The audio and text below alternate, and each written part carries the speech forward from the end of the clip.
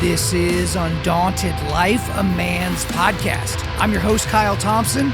Let's get into it. Welcome back to the Forging Table. The mission of Undaunted.Life is equipping men to push back darkness with content that forges spiritual, mental, and physical resilience. At the Forging Table, you'll see a group of regular guys forging spiritual resilience by digging into God's Word, and we're welcoming all of you to come along on that journey with us. That's Caleb, that's Howard, that's Adam. Now, you guys might be wondering out there in YouTube land, Rumble land, what is up with these gigantic orange cups? Okay? They're not subtle whatsoever, but I wanted them to be here because Mama Smith, so those of you who have probably watched this, but back in December, we did an episode called Iron and Ash with Matt Chandler. So iron sharpening iron, get it? Ash, we were around a campfire, ashes, cigars, ashes, get it? Nice. Get it? Yeah. Get it? All right, everybody got it. But as a welcome for our weekend of festivities, which not only included Adam and Matt Chandler and myself, but there was a film crew and like a whole thing. Your mom bought roughly 74 of these, what are these, Stanley Cups? And that was part of basically the welcome committee. Now, does your mom always do this? Yeah, usually it's like 86, but okay. This time was like 74. A little lower key this time. Similar to the 74 Stanley Cup, how many candles were lit when we walked into the cabin? Every is the like, number. It's like every candle imaginable. If one is good, 7 is better. Well, right? and interestingly enough, that cabin almost burned down last year, not because of a candle, but because of a wildfire. And I was just like, wouldn't that be it? Like part of the land gets torched, but not the cabin. But because we lit 87 candles inside of one house at one time, the one we didn't blow out is the one that magically fell over and lit the entire place on fire. It just spontaneously burst into fire because of so many candles were lit. Yes, that very well could have happened. But it's not like we were hunting and we're worried about scent or anything like that. It's like we wanted to smell like a cranberry apple or whatever that was. I think deer like that actually. Well, cranberry apple, that doesn't work with hunting. It might. But, I mean, sounds sweet. When I walked in, it kind of felt like home. It felt very, very homey. So I feel like Mama Smith kind of knew what she was doing. How awesome is Mama Smith? I mean, she got so much stuff done for us. And like, I'm used to just coming in and I just got a phone call on the way here. And my buddy was like, hey, did you guys clean the bed? No, I didn't clean the beds. Mm-hmm. I didn't clean the beds. You know, we're lucky if we took the trash out. But man, Mama Smith, she dominated, had it nice and set up and ready for us. So thank you, Mama Smith. Well, I thought I was going to be the first one there because I got there Friday morning or something. Like, oh yeah, I dropped the boys off at school and I went out there and I'm like, I'm going to be there first. I'm going to be there like before 8 a.m. Not only was Mama Smith already there, she was sweating. Oh man, that is how hard she wasn't just changing the sheets. She was changing the sheets, baby. She was getting in there and getting after it. But then by the time Matt Chandler got there, and then by the time you decided it was within your schedule and time period to show up and grace us all with your presence, everybody felt the hominess. Everybody felt the warmth of what we were doing, even though it was cold outside. And you didn't get attacked by her giant bear dog. Yeah, so I didn't realize because when you're meeting a dog for the first time, like you don't know what the dog's about. You don't know like if the dog's about that life or not. But I'm from Lawton, I'm about that life, so you gotta like keep an eye out. You never know. But this dog is 110, 20. I mean, big golden biggest retriever. Golden retriever you've ever seen. Like it's a golden retriever. He's it's 100. He's a monster. Monster of a dog. And so I come walking up the drive and he's right there. He's right there at the door, but he's wagging his tail. So I'm like, all right, good sign. I am a stranger, but he's wagging his tail. And I opened the door and I got major Roman the Giant vibes. He just got right up in the bread basket and was just like, yeah, man. Yeah, pal, pet me right there. Yeah, that's the one. That's a ticker right under the ears. And then, he and I just kind of kept interacting throughout the morning and all that. And at one point I'm sitting down at my laptop. This was during Dominion interviews. He just kind of like bumped my shoulder up and elbow and just shoved his head right in there. Another Roman thing. But I guess I didn't realize that's not a bear thing. No. Apparently he's very aggressive and protective towards men. No, yeah. If you want a dog for, single mother who's by herself doing stuff, like you want Bear, because Bear, he's great with the kids. Don't worry about him with the kids. But that dog, he's got an edge on him, a little bit of edge. And man, when you hear him bark, you're like, oh dear God, what is that? You don't want to come in. And so little usually Sandlot action. Yeah. So when men come around, like he's there and that's what I want. That's what I like. And so that's why I was shocked. Because not only that, you tried to get something out of his mouth, which is usually a big no-no. So I went to the best donut place on the planet. Missy's.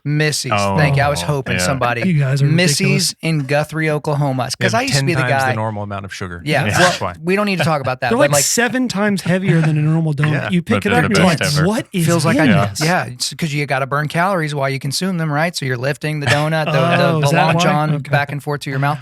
But so I go to Missy's, right, and I get the only appropriate Missy's order. Well, it has to start with a maple long john and a blueberry. Yep. And so I got that, but then I got some, bread, because on their bread that they make there, I got like a lemon blueberry bread, but they put their glaze, like their donut glaze, over the top of the bread. Yes. Preposterous. So I was like, Matt Chandler clearly needs this. And so I consume the donuts on the way out there, because it's like the halfway point between there and your hunting land. And so I consume the donuts. And then, like, I've got the doors open as I'm bringing crap in, and Bear, I didn't even know if he was supposed to be outside, but I was like, all right, okay, we'll wander around. Well, he runs to my truck and goes right for the bag, because I crumpled it up and thrown it in the bottom of the passenger side. And so he got it, and all I'm thinking is, he's going to eat this entire bag. It's going to get stuck in his belly. That's how Roman died. I can't let this happen to Mama Smith's dog. And so I'm like, but this is a dog, a big dog with something in its mouth. And this dog has known me for 47 seconds. And so I just gave it a nice little pet on the butt. And then I just grabbed on that bag and I just talked real sweet to it. And I'm just like, hey, buddy, this isn't your bag. This is my bag. It's kind of like when you're talking to your kid. It's like, I'm going to kill you if you don't fall asleep. And so it was one of those moments. Never once growled at me. Shocking. Never once kind of nipped at me. And I was very careful. I'm like watching his face, seeing if he's grumbling or grumbling. And I managed to work that out of his mouth. He took the corner of it, right? So he got a little bit, maybe there's a little bit of blueberry donut on there or something like that. He was definitely plotting your death. You just didn't know it. You didn't realize I'm okay you with were that. This close to death from Bear the Golden Retriever. Well, I was very thankful for Mama Smith and for Bear, but you know what I'm also thankful for? I'm thankful for each and every one of you guys at this table, because last week was when I went out there to, be there for Matt Chandler. We were filming Iron and Ash. We've got the film crew coming in. There's a lot of logistics. There was no way I could leave on Friday for anything. And wouldn't you know it, sweet baby James had his very first basketball game ever that Friday night. Okay. And, I talked to him beforehand. I talked to him, hey, about, schedules and, this and that and, people and things and all that. And of course he doesn't really understand. He just knew that dad wasn't there, but dude's a trooper. So he won't really show his sadness and disappointment, but he would just keep asking like, hey, dad, are you going to be able to come to any of my games? Or like, it's questions like that that just absolutely start destroying your heart. And we were supposed to be doing an evening, a Friday evening recording of the forging table.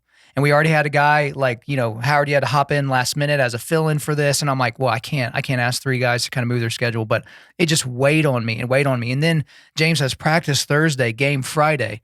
He's asking mom, hey mom, is there any way that I could do my game on Thursday so dad can be there as opposed to practice? And he doesn't realize he can't really do that. And so I start throwing out any number of ideas. I'm trying to move it to a different day, but schedules don't work because it's last minute. And then Adam, you threw out, you're like, hey, how about we just start at 1:00 in the afternoon? We record 4 in a row. We don't do dinner. We don't do breaks. We just knock this out. And then at 5:00, you go to James's game. And so I'm very, very thankful for all of you guys. And I like to show my thanks. With this Stanley Missy's mug. Donuts? No, even better. Man. This is my jerky. This animal was alive on your land about 2 weeks ago. Oh, wow. And so it says, thanks, Howard, from James. Thanks, Caleb, from James. There we go. Thanks, Adam, from James. Oh, man. Now, It's even got James' signature right. there. We don't have to I wait, tried to right? write it ugly, but it is from James. It is him that is thankful, even though he didn't kill this animal. He So didn't can we skin eat it. this He on didn't the cut it. podcast I and chew think at the that's same appropriate time? because I Yeah. can't, we're not doing a Cheers. dinner break or something. Yeah. Oh, shoot. Can I have one of yours to cheers? All right. I'll take this one. Is this your famous? This is my spicy jerky. Is this your famous Satan's the anus? aroma Yeah. is- Well, no, it's not Satan's. It's Satan's fingernails, by the way. Oh. Satan's fingernails. Oh, God. Satan's anus. No, but here we go. Cheers to you guys. Thankful for every one of you guys. And you'll hear the crunch. Because I'm a crunchy jerky kind of guy. Stored in the That's fridge. good. Okay? So stored in the fridge because it'll be extra crispy. That's good. All right. But I want to eat this entire thing. But we I'm do pretty have a really cool announcement as well that we need to make. This happened last night. But if you're on my email list or podcast, you may have already heard about this. But we've been partnered with Logos for a long time. So Logos, best Bible software on the planet. And it's so powerful. There's so many things that you can do with it. And a lot of you guys have signed up for Logos and you know exactly what I'm talking about, whether you're using it on your phone, desktop, whatever. But then Logos, at the end of last year, they approached me about, hey, do you think the guys in your audience would want to ever do like a bundle? Like what if we did like an Undaunted.Life bundle? So I met with them and kind of talked back and forth, and they're like, well, what do you guys like? What do they do? Like, what are some of the things? And I just basically talked about how a lot of the guys in our audience are like kind of like Swiss Army knife. So they're not just studying theology. They're not just doing devotionals. They're not just reading random topical books. They're doing a lot of everything. Mm-hmm. And so what we ended up doing is we had several iterations that we went back and forth on, but we came up with an Undaunted.Life study bundle. Okay. So if you go to logos.com/Undaunted.Life, logos.com/Undaunted.Life, or check out the show notes, you'll be able to check out this list. So you have to sign up for Logos, obviously, but then you will digitally get over 200 resources. So as of right now, it's 223, but we're looking to add a few books here and there. So it's over 200 resources. There's Bibles, there's books, there's courses, there's devotionals, and we're talking about from Vodi Bakum, Charles Spurgeon, R.C. Sproul, John MacArthur, Matt Chandler, Dietrich Bonhoeffer, William Lane Craig, Paul Washer, John Stott, Doug Wilson, Paul David Tripp, J.I. Packer, on and on and on. But here's the thing that's absolutely mind-blowing to me, and I didn't really ask because I didn't want them to I thought it was an accident, so I didn't really want to ask. I just wanted let's just go and do this.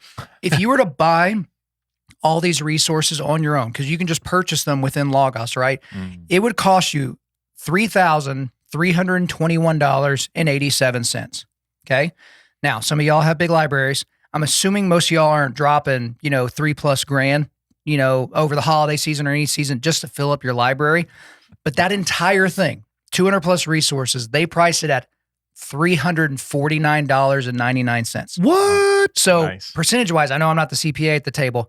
That's 89% off. That's what I was going to say. 89% off. So because again, you're saving almost $3,000 just by purchasing this thing.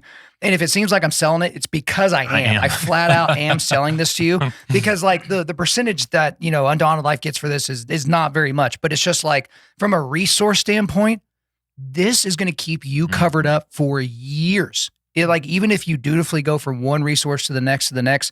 I mean, because there's the ESV expository commentary, and I do want to say this. I know this is a long lead up, but there are 9 different Bibles, 58 different Bible commentaries, 18 Bible dictionaries and encyclopedias.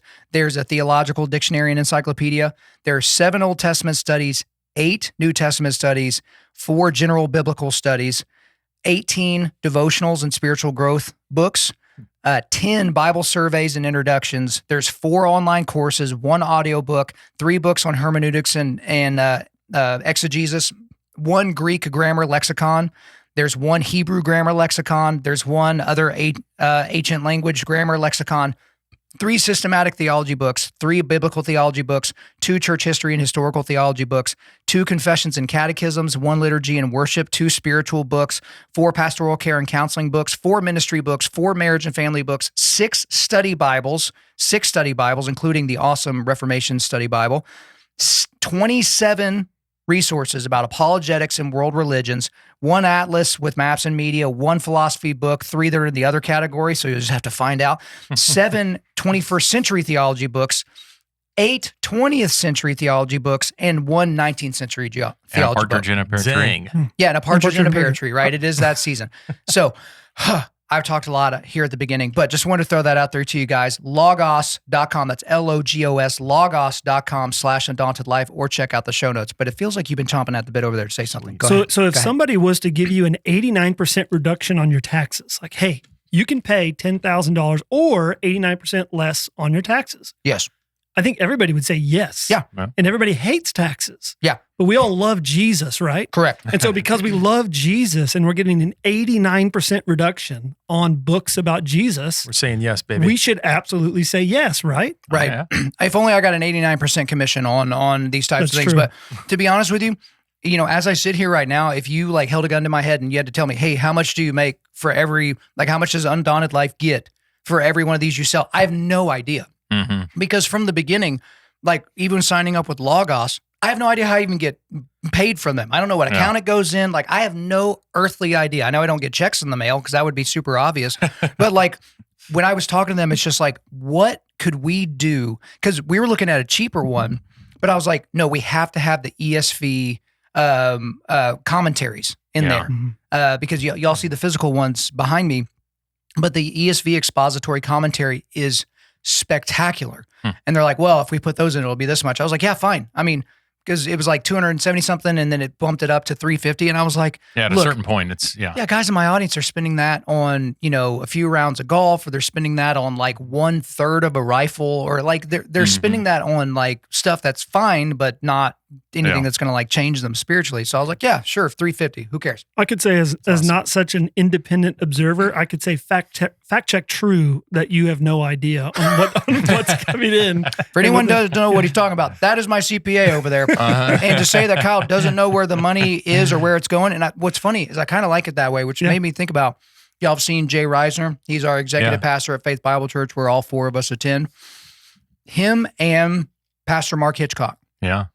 They do not know who gives what at I thought the church. that was so cool when he said that, because I had no idea about that. Yeah. And so what I mean by that is like, so some churches, they know who they're, they know the people that are making millions of dollars every year. And so their tithe could be hundreds of thousands, if not millions of dollars every year.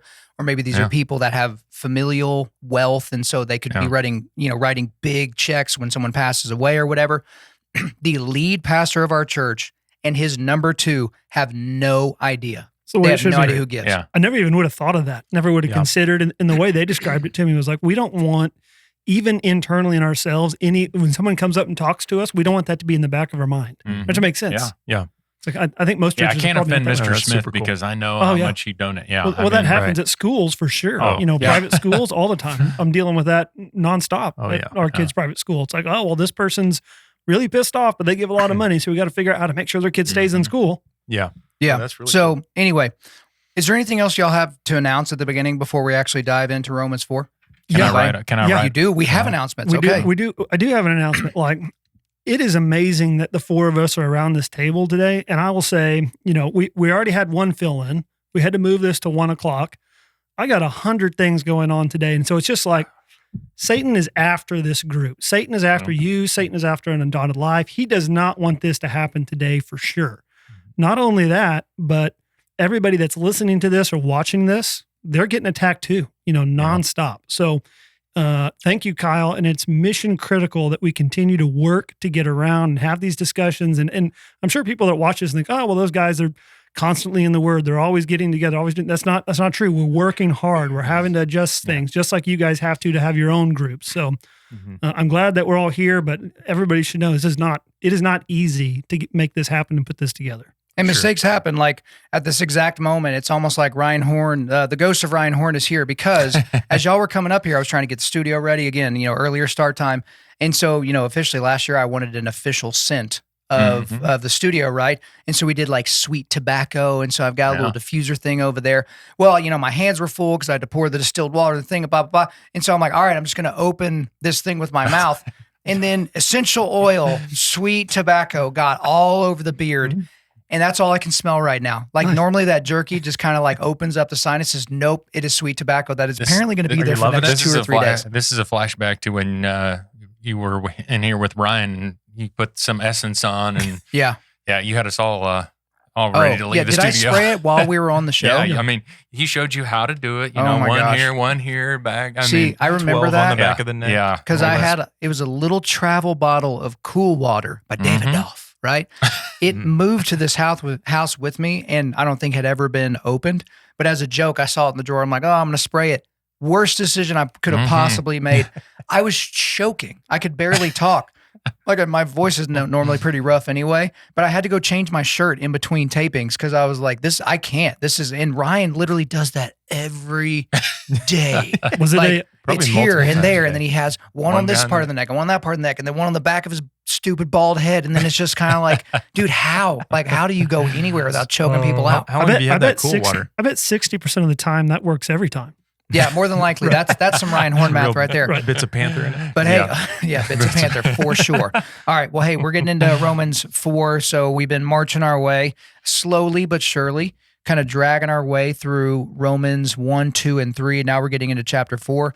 And another one of the cool things whenever we come around the forging table is it's always interesting to see what resources guys bring with them, because I've been doing the R.C. Sproul Romans in a year. Caleb, you showed up with the physical version there. some of us read different different versions of the Bible. For you old school, the Forging Tablers, you would know that Caleb Martin has the world's smallest Bible. So that is actually a Guinness Book of World Records. It's not here today. It's not with him. I was going to point something out. So remember the one time I showed up with the Bible that had Shannon's name on it? Correct. Yep. That was great. Caught grief on that. Yep. Then I showed up with one that you could hide in the side of your cheek. Correct. And now I have one that doesn't have Genesis or Exodus. Whoa! What? Caleb, show the camera. Yeah. Show the camera in the middle there. It's like, dadgummit, Moses. I'm done with you, Moses. Taking donations. You can get those guys. Rebound and everything. He mentioned donations. Please do not send any donations for this. I know that Caleb. I have it on good authority that he literally makes thousands of dollars every year, thousands and thousands of dollars. Bro, what is the Bible thing? Like we have a store in this city that is 17%. I know where it is and everything. So it's hard to get rid of them. But you don't need Genesis. No, you don't need Genesis or Exodus. You don't like this Pharaoh? Bible was a gift by my friends. Was it a gift to you or did you steal it? Because that would be another layer to this story. It was a gift. Bible. So I have it. I just need to take it in. And I thought it was in here, but it's sitting on my desk. Wait, you have Genesis I have Genesis and Exodus. It's at with home. you? We're going to be in Genesis today. Come on. I know. You're going to have to read it. You weren't using it to roll things, were you? Like tear out a page and roll something with it? No. Who discovered that? Because that's always been a thing. Doesn't matter where you grew up. People rolling doobies with freaking Bible pages. Well, I mean, that's what else would you do with a torn out Bible page? Definitely not read it, apparently, or even carry it with you on accident. Yeah, that's actually true. But let's actually get into the text here. So, Howard, if you don't mind, we're going to read the first 2 verses of Romans chapter 4. So kick us off. And what version are you going to be reading from? From the ESV. ESV, let's go. All right. What then shall we say was gained by Abraham, our forefather, according to the flesh? For if Abraham was justified by works, he has something to boast about, but not before God. Yeah, so the interesting thing here is if you were advising Paul, who's writing, again, this is a letter, chapters and verses were added later, so imagine just sitting down, reading this thing front to back, which, again, in the forging table for Romans, we may hit one verse a time or a handful of verses, but the people reading this or reading this out loud were reading it all at once. Would you take the bet that he's going to use Abraham to be the guy to start making his argument? Because now you see him kind of elucidated as we work our way through chapter 4, but that wouldn't have been the guy that you would have thought he would have gone with. I agree. I think that wouldn't have made any sense, but I think if you go back to where he was at in chapter 3, and some of the things I've said in the past is I've envisioned this as being a prize fight, and it's a prize fight where Paul's talking back and forth between Jew and Gentile, and he's throwing haymakers at each one, and it's he's knocking out the Jew and the Gentiles cheering, and then it's like, oh crap, now he's going to start knocking out the Gentile and the Jew starts cheering. So he's going back and forth, and so at the end of chapter 3, he's completely pissed off all of the Jews. The Jews at this point are not happy, and he's already contemplating what the Jews are considering based on his last words. And so he says, by no means, on the contrary, we uphold the law, because right before that, he was crushing it and saying that it's potentially not important. And so he's like, if it's not important, then what about Abraham? What about all of our ancestors? What about all of our family members? Because if they weren't justified by the law, well, then where are they now? And so now we get into chapter 4, and who better to go back to bring the prize fight back and to lift the Jew up off the floor than go to Abraham, right? Yeah, I saw it kind of the same way. I just, I saw it as he's an attorney looking like, okay, here's the way I'm going to lay it out. And I think it was MacArthur's commentary was saying chapter 3 was all about the theology of justification. And then in chapter 4 is going to be about this illustration of justification by faith through Abraham. And Joe just kind of laying out that here's what we talked about, the basics of it. Now I'm going to use Abraham, who you've always upheld as this works by faith person, and I'm gonna annihilate your thinking based on all these things. And he's kind of laying it out here to him. For sure. I mean, he just goes to the core of their faith, right? I mean, the father of the Jews. So, definitely not what you would have expected, but I mean, what a move, right? Isn't it, just to go to the core of their faith.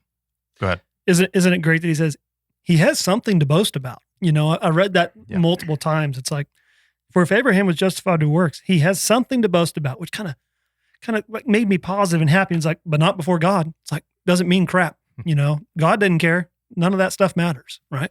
Well, the Sproul commentary pointed out, excuse me, that Abraham looked forward to the promised one, right? Because Abraham is pre-law, that's a very interesting point in all this.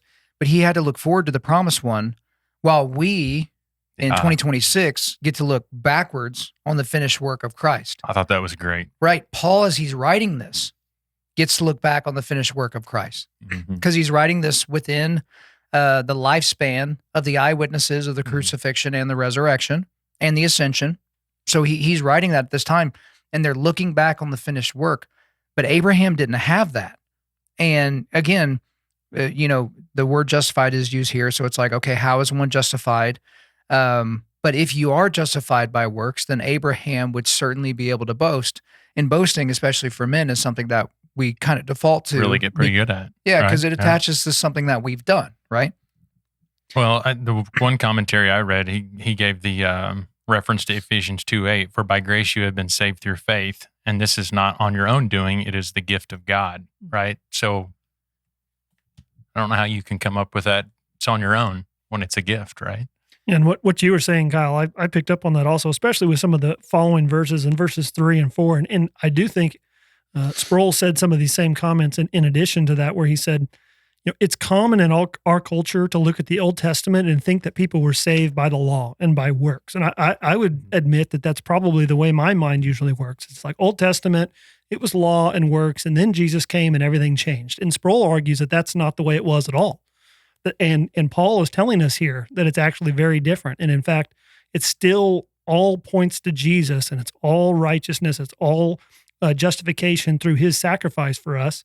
It has nothing to do with works. And like Kyle, like you said, the Old Testament is looking forward to Jesus, and the New Testament is looking backwards to when he was here. And I saw Jace Robertson was on a podcast recently, and he made the comment that he kind of had an epiphany that the Bible, if you go from Genesis to Malachi, it's all pointing to Jesus.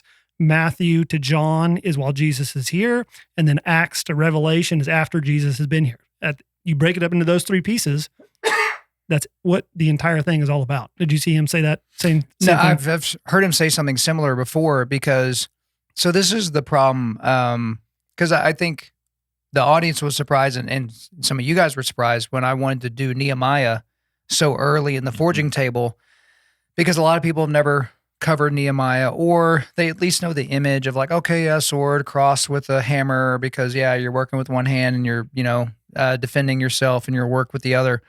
But then it's just like, no, every single jot and tittle in the Bible is pointing in the same direction.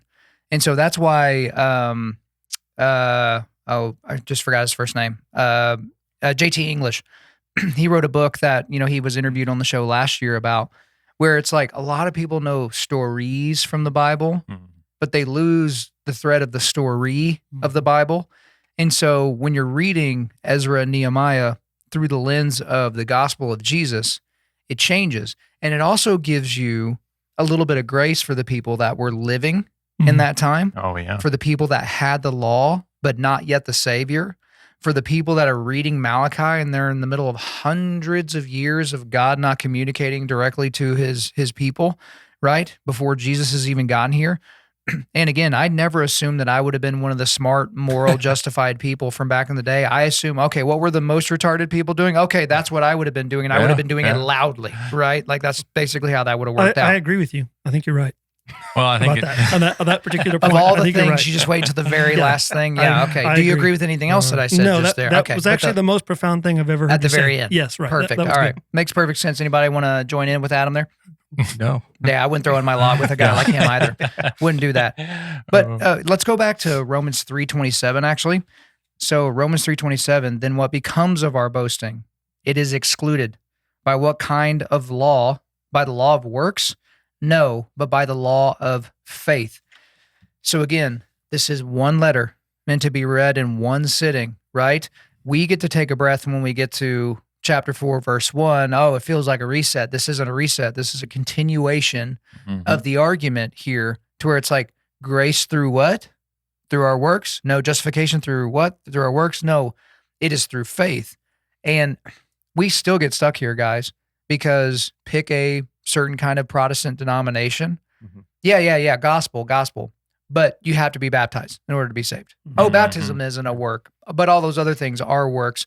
Oh, and it when you do the baptism, it can't be sprinkle either. It's got to be full immersion. Or, no, it doesn't matter if it's full immersion. It can be sprinkle. I mean, I literally saw a video today while I was eating lunch of a prisoner that had just had an experimental medical surgery, and he couldn't be submerged in water, but he wanted to get baptized. He wanted to give his life to Jesus. And so they put that dude in a chair, and about 5 guys grabbed water bottles and they poured it on this guy who, like, he couldn't soak in water. It could have killed him. And then all I could think about is the fuddy-duddy fundamentalist guys that were going to be in the comments like, well, actually, normally if you start a sentence with, well, actually, you're probably a douche. Just going to throw that out there. It may not be true, but it's probably true. Well, actually, you have to have full immersion. And if you really had faith in God, you would have just immersed him because it would have been okay because God would have protected him, blah, blah, and all that. So it's like, okay, I don't really understand that. But ultimately, the argument is like, no, it's faith. No, it's faith. No, it's faith. And again, as you continue reading through Romans, it's like, okay, where does the faith come from? Do we decide on the faith? Is the faith given to us? And then we start, getting into the arguments that we've had a lot at this table.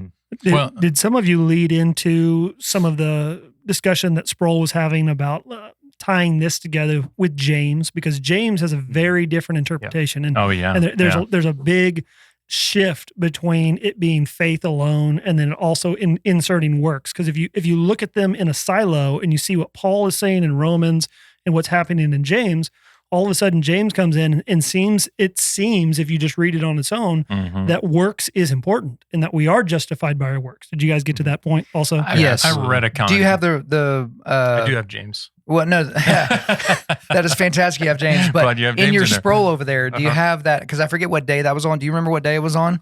Where he talked about the James passage and how he kind of like dealt with that? No. If you can't find it quickly, I can run over there and grab my got something week on. 9. grab my iPad. We'll fill up the dead 9. air. We'll fill up the dead air while you figure it out. Hurry. Go ahead. Well, while he's finding that, I think that's the thing that when I was looking at this, when they think about how he was righteous by works, it's like the law wasn't even here yet. So how would you be righteous based on works and the law if the law hadn't come yet? And you're referring to Abraham. Oh, sure. Yeah, the law had not been established yet. That's fair. Yep. Okay, so he was before the age of grace and before the age of the law. So how are you going to get there to works? And I think I was listening to one of MacArthur's comments, and he said, they had, to some point, thought he was self-righteous, like he anticipated the law that was coming, and it's like it's a stretch on some of that. It's silly. Yeah, it's silly how somebody can make a really basic comment like that, and I'm like, crap, I didn't even think about that. Like, this is before Moses. Like, we don't have the law yet, right? Yeah. Mm-hmm. 600 years. That's kind of it's silly. I never made that connection. It's just like you just said, we didn't have the law yet. Well, yeah dummy. Yeah. Obviously, I should have known that. Well, and what's interesting about that, so By dummy, I mean me. Yeah. Well, yeah, definitely stupid. Everybody knows. Caleb grew up in a cult, so you don't count. I don't count either because I didn't grow up with I grew up in country music theology. You grew up a Christian since a little kid, yeah? Yeah. You grew up Christian since a little kid, Yep. yeah? So we're the heathens we're the pagans on this side of the table, Caleb. So team pagan over here. But for you two sanctified folk, what is it like for you? I've actually thought about this specifically when I've been thinking about you two, Christian school, being around pastors your whole life, all the different things. When something blows your mind about the Bible and you were in a school that did Bible every day, you went to a university that had chapel, you've done your own personal Bible study, you've been around pastors, you've heard potentially thousands of sermons between live sermons, podcasts, you've done additional reading and all that. What's it like? And this is an honest to goodness, no kidding in this question. What's it like for you guys when you realize something in the Bible and you're like, oh my gosh, how many times have I gone over that? Because we're going to get there here in a second with James. I'm going down that road right now with my study of Calvinism, right? I've leaned one way for a long time, and I'm, as I've said on this podcast multiple times, I'm on the fence. Mm-hmm. I'm definitely on the fence. Which way is the way you've leaned? I've been very Arminian all my life. Mm-hmm. And I'm leaning strongly towards the other direction at this point. I'm at least exploring. And so for that reason, if I was to talk to myself 10 years ago and say that I'm now leaning towards the Calvinist side of things, like I would have gotten a fight with myself. Like, what the heck do you mean? Like, that's not okay. But to be honest, you said listen to thousands of sermons, fact check, true. Listen to read all these different books. Not so much true because I don't really read all that often, unfortunately. But listening to sermons, being in classes all the time, it is still amazing when I compare this Calvinism Arminian thing. Is like I have a certain way of thinking in my head that I think things should be. But when I go back to Scripture, I keep coming back to like it doesn't reconcile with me. Like every time I read these words, I'm like, crap. I think it's possibly going the other direction. Well, Adam, don't lose your train of thought, but it's like, it's what you think's in there and what is in there. Like I was listening to an episode of Deepen recently with Joby where Pastor Britt had to inform him, hey, we don't have a single quote from Joseph in the Bible. Oh. Yeah. Jesus' father doesn't have a single quotation in the Bible. Yeah, and Joby was like, no, he said this and he said that. And like, this is a guy that went to Bible school. Like he's got a dumb accent, but he's got a big brain. And so he just like, he's able to like bring all these Bible things together. But it was another pastor who's also been in the Bible forever. He's like, no, bro, we don't have a single quote from that guy. And think about those guys, like when they come on a podcast like this, they're, when Jay's sitting here or Chandler's there or Joby's here, like 4 untrained dudes or 3 untrained dudes sitting with that guy, like it would feel a little vulnerable because they're the guy that everyone's going to look at and be like, well, he's going to have the answer. And we've done that before. Like we've been here before. And like a couple of times ago when Jay was here, we looked at him like, Jay, what do you think about that? And now he's going to take on that huge weight of like, I've been to seminary. I'm the one in front of, I'm supposed to have all of the answers. That would be kind of difficult to deal with. Well, what's interesting about that? And then Howard, I want to hear your answer is because I've heard Joby say this as well.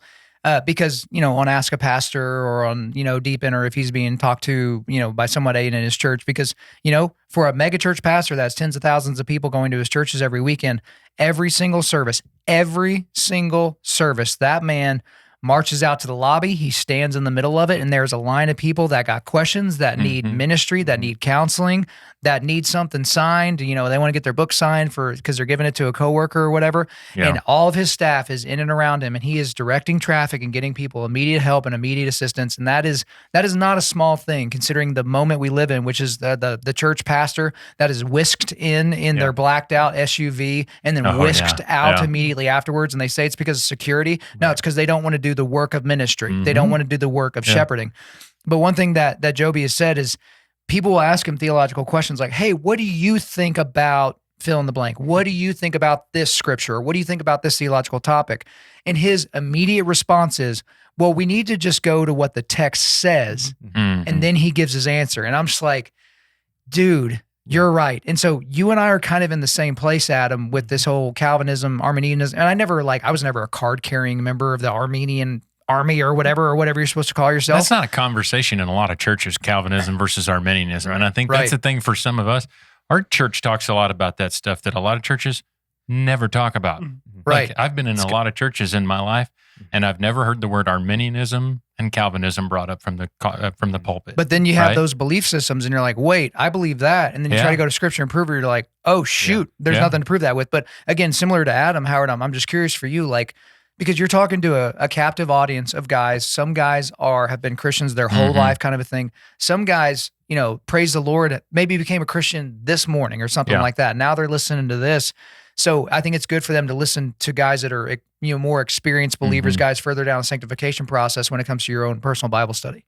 I think that's the piece when you look at some of the giants in our faith, just in our culture, right? They don't ever get tired of learning. Right. And because there is so much to learn, I think that's the thing that I've looked at throughout my life is the more you know, the more you realize you don't know. That's right. You can have, Adam knows so much about financials, right? I know a ton about sales and equipment. He's not going to know everything I know. We don't have that capacity, and that's that beauty of what each of us have. And I think that's the piece that I've come to realize over my lifetime. It's like, I'm not ever going to know it all. And even be able to grasp some of it. And I think that's the beauty of Scripture, of how every time we look at it, it reveals something new to us. It's not just the word. It's what Paul talked about in chapter 2. That's the power of the gospel. It changes lives, and the word is so powerful. And so I think that's the thing for me is in my faith that I've grown. It's like it refreshes us. It's new every morning. Right. So the one story I remember, I was sitting at a restaurant. This is, probably 10 years ago. But we were with a group of guys, and one of the guys threw the questions out. Where's Satan at? And most everybody says, well, he's in hell. Well, Satan's not in hell. No, not yet. He's loose all. And it was just like, right. But sometimes you just have that cognitive thing in the back of your head. Well, he's loose on earth. And it was something for me. I'm like, oh yeah, I don't know why I was thinking he was in hell. Mm-hmm. Right. And here's the other thing. This is kind of an interesting apologetic to that as well. People think that there's angels named all throughout the Bible. Mm-hmm. No, there's angels described all the way throughout the Bible. There are only 3 that are named: Michael, Gabriel, Lucifer. So when they talk about a third of heaven's legion going down, why do you think there were only 3 named? Is that accidental? Is that just, circumstances led to, and then theologically speaking, there's only one? No. There's only 3 named, and a third of them are gone, and they're in league with Lucifer and working with Lucifer right now, not in hell, here.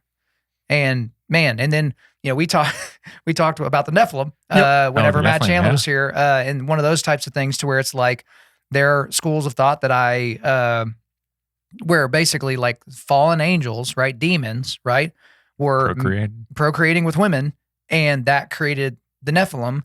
And there could be a direct line between the Nephilim and the Philistines. How do you get giants like Goliath, right? And, people, I've talked about this before, and I talked about it on that show. When you have AI try to explain how the pyramids were made, almost every AI in the world will default to giant human beings or humanoid creatures that are 10 times the size of us. Oh, yeah. And so these big stones that we can't possibly fathom how they got from that quarry to that quarry, it's like, well, when you have a super tall, dude, he's just throwing it on his shoulder and he's just walking to work with his lunch pail in the other hand.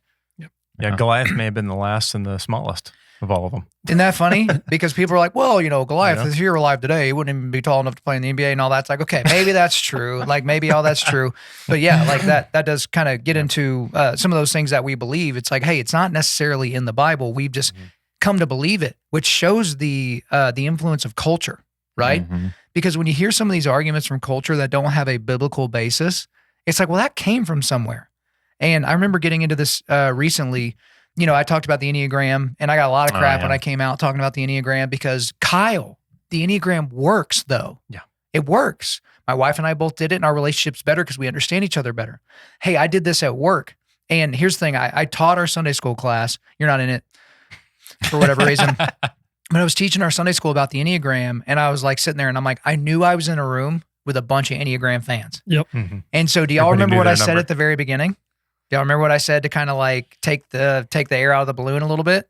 You talked about how you were. Yeah. I said, who in this room has made money off of teaching the Enneagram? And I looked around the room. I'm like, oh, is there only one hand up? Me. I'm the only human being in this room that did business consulting and sales consulting work using the Enneagram in C-suites because I thought it worked so well. Better than the Myers-Briggs, better than 5 love languages, better than what's your, spirit color animal or whatever the different, personality assessments are out there. And then I found out that the Enneagram was created using automatic writing. What is automatic writing? That's where you summon a spirit and then basically put your pen on the paper and let the spirit write for you. Okay? That's a demon. And what you're writing is what the demon wants you to write down. That's how the Enneagram was created.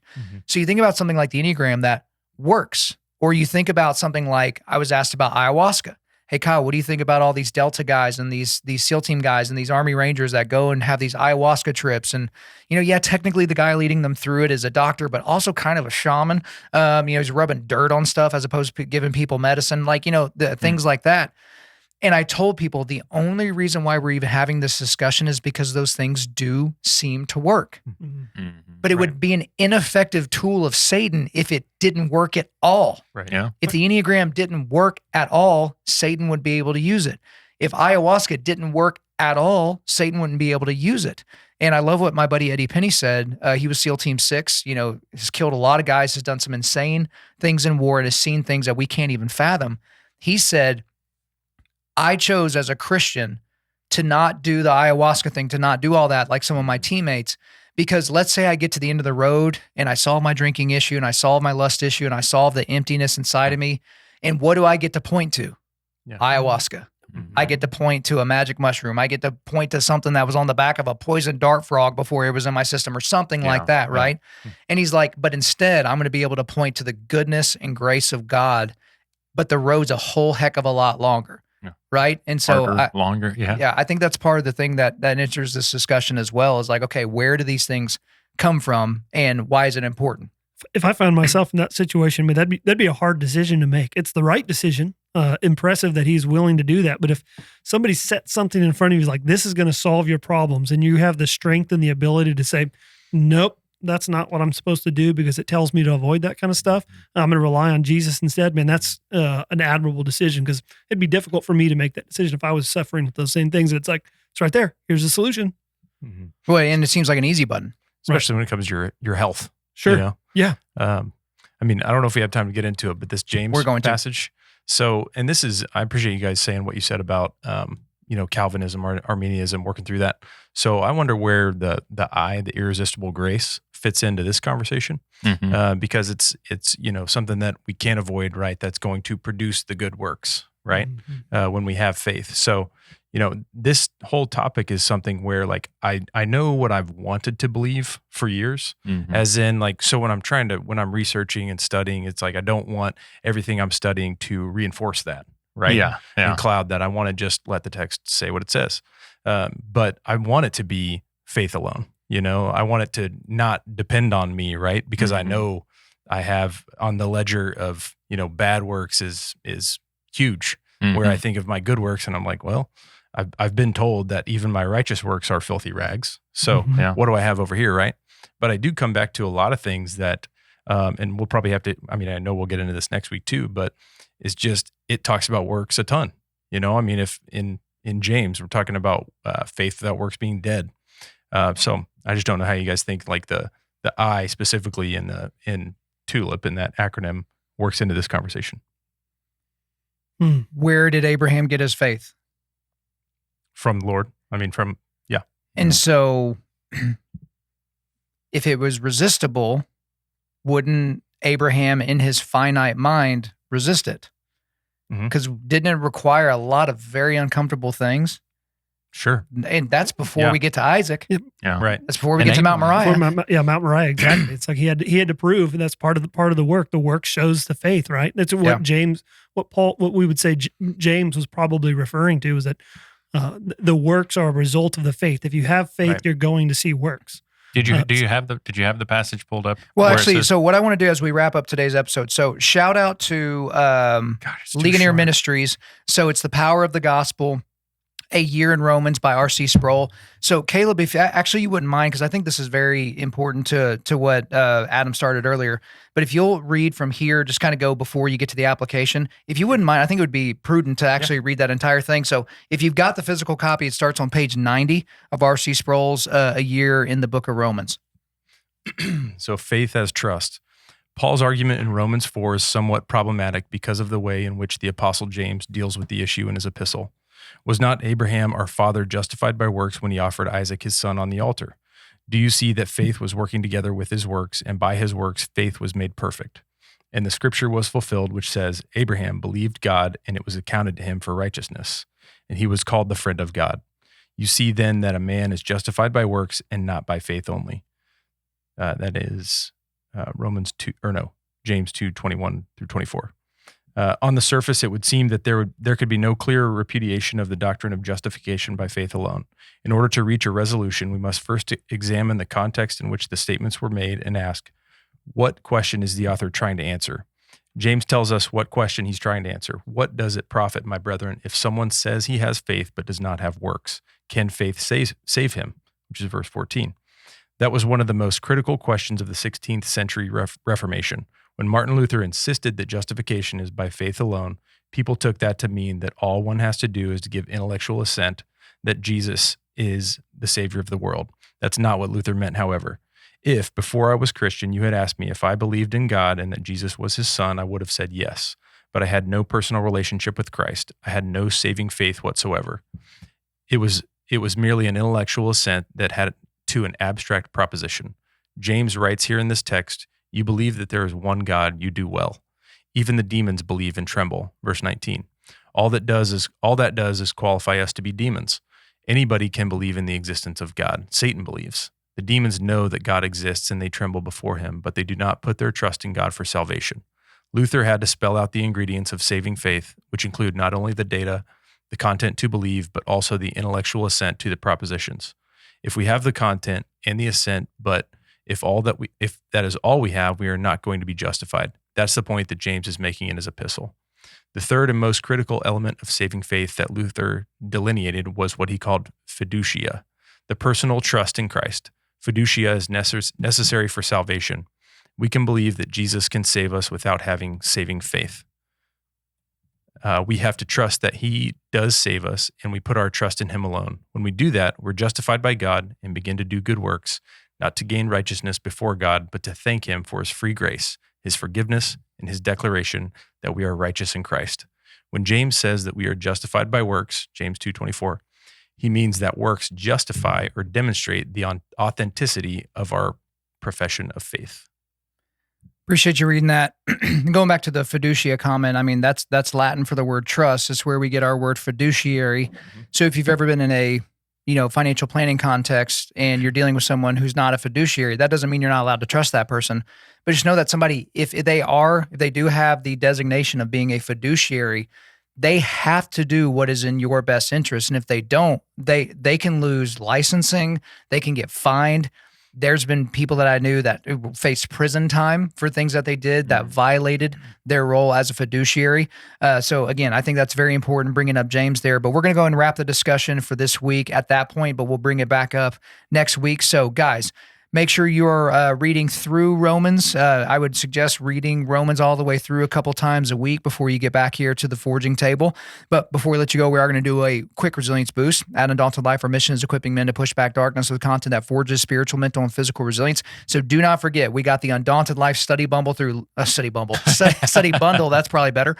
Through through Logos. We're just destroying it here toward the end. But Logos, logos.com/Undaunted.Life. Logos.com/Undaunted.Life to get that deal. Also, we are a donation-based ministry, so if you're wondering how we can pull stuff off like the forging table, it's because we have guys like you partnering with us. Undaunted.Life/donate, Undaunted.Life/donate. Hop on board and be a donor. Thank you for listening to this podcast. Wherever you're listening to this, please subscribe, rate, and leave us a positive 5-star review. If you want me to come speak live at your event or on your podcast, just shoot me an email to info@Undaunted.Life. That's info@Undaunted.Life. Follow us on Instagram and like us on Facebook, and check out our website for everything else, including how to donate to keep more content like this coming your way. Just go to www.Undaunted.Life. And as always, we want to thank the band Holy Name for allowing us to use their music for our content. The music on this podcast is their song Perpetua, which is off their self-titled debut album on Face Down Records. The links are in the description. I'm your host, Kyle Thompson. Remember, keep pushing back darkness, keep forging spiritual, mental, and physical resilience, keep seeking the Lion of Judah.